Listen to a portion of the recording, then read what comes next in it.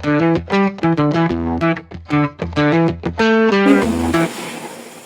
sebuah jaringan kampus, koneksi internet menjadi bagian penting dalam mendukung aktivitas perkuliahan, administrasi, dan akses sistem digital mahasiswa.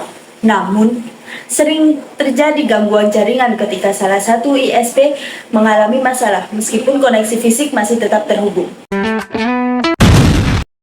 Halo, perkenalkan, nama saya Devi Ismatuliza dengan akhiran NIM 004 pada kelas 4A.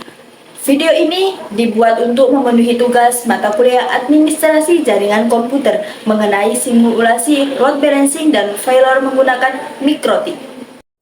Berdasarkan studi kasus pada modul praktikum, jaringan kampus menggunakan dua ISP dengan kapasitas berbeda, yaitu ISP A dengan sebesar 100 Mbps dan ISP P sebesar 50 Mbps.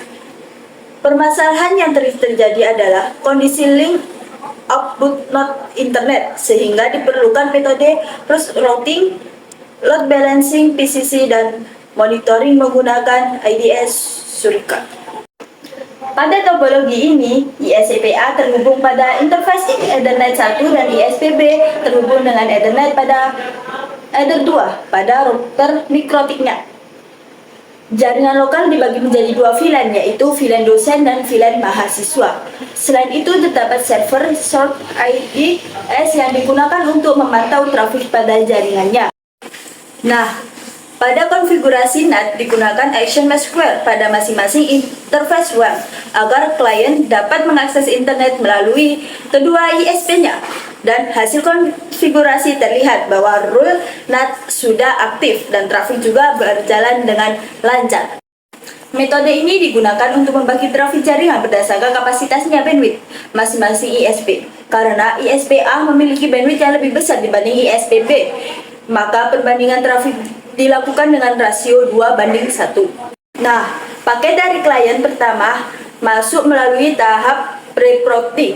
Setelah itu, manajer melakukan penandaan koneksi dan routing sebelum router menentukan jalur keluar menuju ISP-nya. Jika paket diarahkan ke ISP A, maka paket keluar melalui Ethernet 1. Sedangkan jika diarahkan ke ISP B, maka paket keluar melalui Ether 2. Nah, pengujian dilakukan menggunakan pin dan traversal ke alamat 8.8.8.8 untuk memastikan koneksi internet berjalan dengan baik. Hasil pengujian menunjukkan paket loss sebesar 0%, sehingga koneksi dinilai stabil. Selanjutnya yaitu tracker route juga menunjukkan paket berhasil melewati beberapa hop sebelum mencapai pada tujuannya. Pada tahap berikutnya dilakukan simulasi failover dengan mematikan ISP utamanya.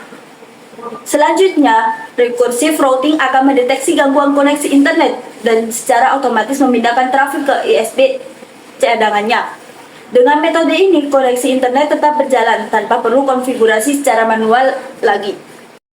Nah, ada juga selain load balancing dan failover, topologi ini juga menggunakan circuit IDS untuk melakukan monitoring keamanan pada jaringannya. IDS dapat membantu mendeteksi aktivitas mencurigakan seperti jaringan float pada jaringan. Untuk meningkatkan monitoring jaringan digunakan fitur LedWatch yang diperlukan dengan API Telegram. Ketika salah satu ISP mengalami gangguan, seorang administrator akan menerima notifikasi secara otomatis melalui Telegramnya. Nah, berdasarkan hasil simulasi dari pengujian konfigurasi load balancing menggunakan PCC dan cross routing berhasil berjalan dengan baik. Konfigurasi ini mampu meningkatkan kestabilitasan, efisien, dan keandalan jaringan pada kampusnya. Sekian dari saya, kurang lebihnya mohon maaf. Wassalamualaikum warahmatullahi wabarakatuh.